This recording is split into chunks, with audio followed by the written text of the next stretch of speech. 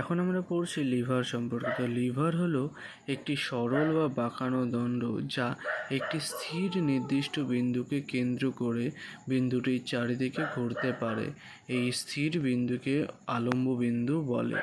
তো লিভারকে আমরা তিন ভাগে ভাগ করেছি। প্রথম শ্রেণীর লিভার PFW, দ্বিতীয় শ্রেণীর লিভার PWF, তৃতীয় শ্রেণীর লিভার PWPF। এই পি হচ্ছে বল বিন্দু, এফ হচ্ছে আলম্ব বিন্দু, ডাব্লু হচ্ছে ভর বিন্দু।